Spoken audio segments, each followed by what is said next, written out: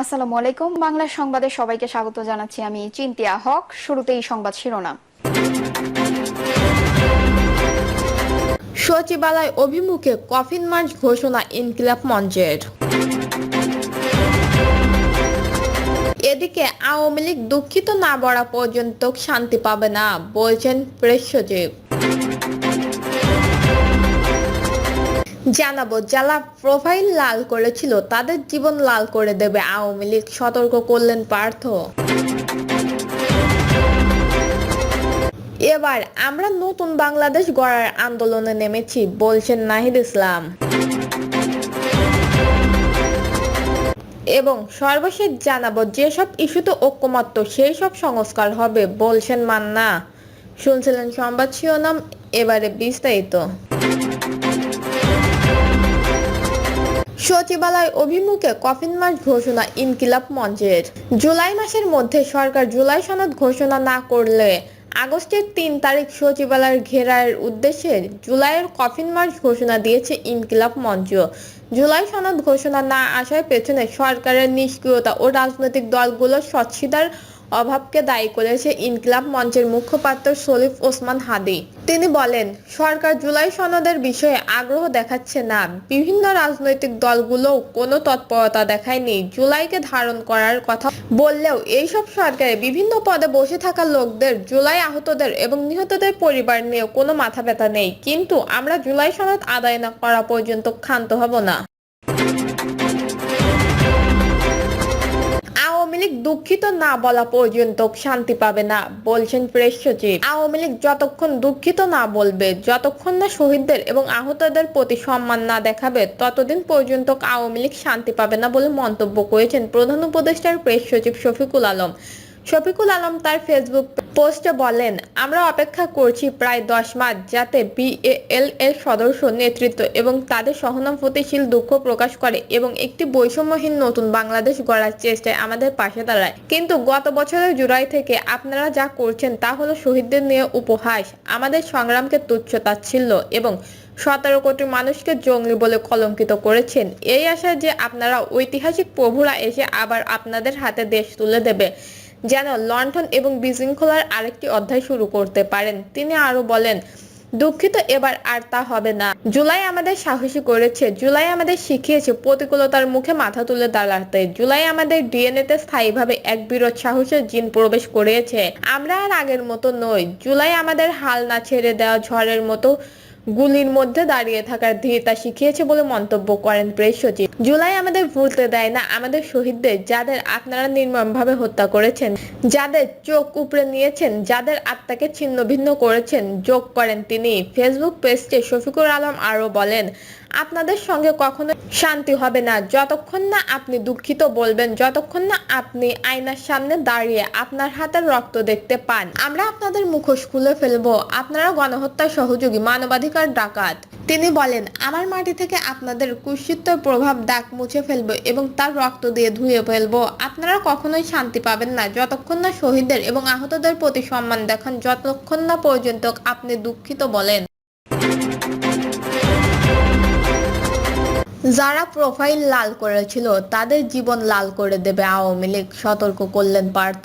আওয়ামী লীগ যেন আর কখনো রাজনীতির ময়দানে ফিরে না আসতে পারে, এই লক্ষ্যে জাতিকে ঐক্যবদ্ধ থাকার আহ্বান জানিয়েছেন বাংলাদেশের জাতীয় পার্টির চেয়ারম্যান আন্দালিব রহমান পার্থ।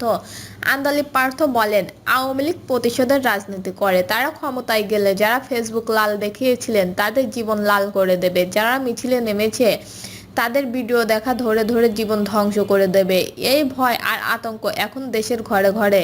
৪ থেকে ৫ কোটির মা মনে করেন আওয়ামী লীগ ফিরে এলে তাদের সন্তানরা নিরাপদে থাকবেন না। তিনি অভিযোগ করে বলেন, আওয়ামী লীগ কোনো রাজনৈতিক দল নয়, তারা প্রতিহিংসার মাধ্যমে ক্ষমতা ধরে রাখতে চায়। তারা কখনো মেধার রাজনীতি করেনি, সবসময় প্রতিশোধের রাজনীতি করেছে।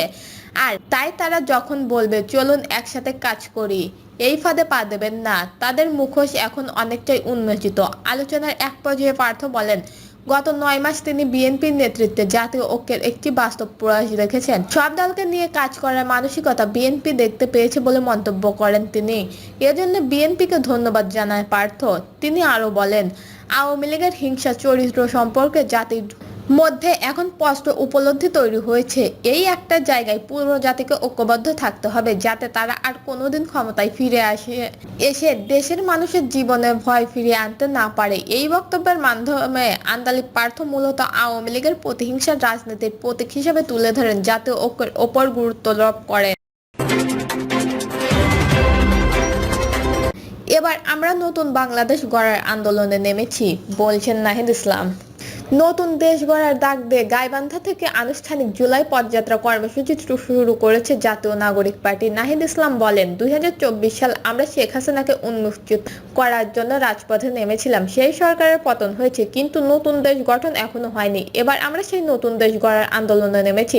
গাইবান্ধা থেকে সেই সংগ্রাম শুরু করছি। তিনি আরো বলেন, গাইবান্ধার মানুষ দীর্ঘদিন ধরে বৈষম্যের শিকার। জুলাই গণঅভ্যুত্থান গাইবান্ধায় 6 জন শহীদ হয়েছে। তাদের আত্মত্যাগ নতুন স্বাধীনতার পথ তৈরি করেছে। এই আত্মত্যাগ এনসিপি এবং বাংলাদেশের মানুষ চিরকাল স্মরণ করবে। নাহিদ ইসলাম বলেন, এই অভ্যুত্থানে হাজারো মানুষ রক্ত দিয়েছে এক নতুন বাংলাদেশের জন্য, যেখানে কথা বলার জন্য কাউকে পুলিশের লাঠি, গুলি কিংবা নির্যাতনের শিকার হতে হবে না।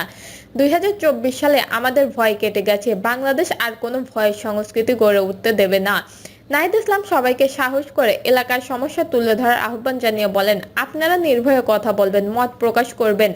এনসিপি আপনাদের পাশে আছে। এর আগে সকালে এনসিপির কেন্দ্রীয় নেতারা রংপুরে শহীদ আবু সাইদের কবর জিয়ারত করেন। এরপর সাদুল্লাপুর গ্রামে সংক্ষিপ্ত পথসভা এবং দুপুরে গাইবান্ধা শহরে বিভিন্ন সড়কে জনসমাবেশের সঙ্গে কুশল বিনিময় করেন তারা।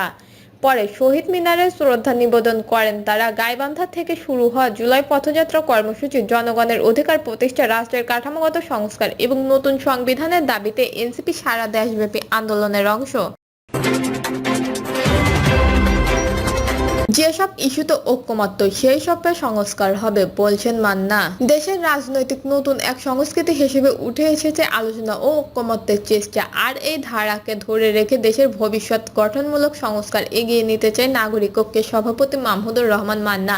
তিনি বলেন, আলোচনার মাধ্যমে যতদূর ঐক্যমত্য হয়েছে ততদূরই সংস্কার হবে, বাকি সংস্কার পরবর্তীতে। তিনি বলেন, মানুষ একটি প্রভাবমুক্ত নির্বাচন চায়, কিন্তু নির্বাচন নিয়ে মানুষের মধ্যে হতাশা বিরাজ করছে।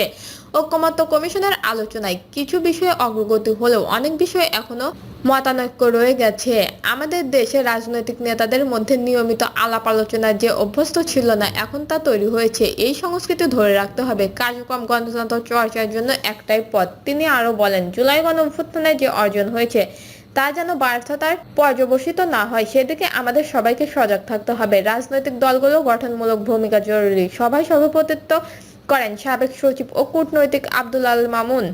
তিনি তার বক্তব্যে বলেন, সরকারি কর্মকর্তারা প্রজাতন্ত্রের চাকর। এই মনোভাব যদি না থাকে, তাহলে তারা জনগণকে সেবা দিতে পারবেন না। এমন মনোভাব ছাড়া কখনোই প্রকৃত পাবলিক সার্ভেন্ট হওয়া সম্ভব নয়। সবাই বক্তারা আরো বলেন, জুলাই মাসের আত্মত্যাগ ও গণ আন্দোলনের ইতিহাস জাতির জন্য এক অন্যান্য শিক্ষার উৎস। তাই সেই চেতনা থেকে বিচ্যুতি না ঘটিয়ে রাজনৈতিক সংস্কার এবং গণতন্ত্রের অগ্রগতিকে স্থায়ী রূপ দিতে হবে। দর্শক, এই ছিল এখনকার সর্বশেষ নিউজটি ভালো লাগলে একটি লাইক দিন, কমেন্টে আপনার মতামত জানান এবং আমাদের পাশে থাকার জন্য বেল বাটনটি অন করে রাখুন। ধন্যবাদ।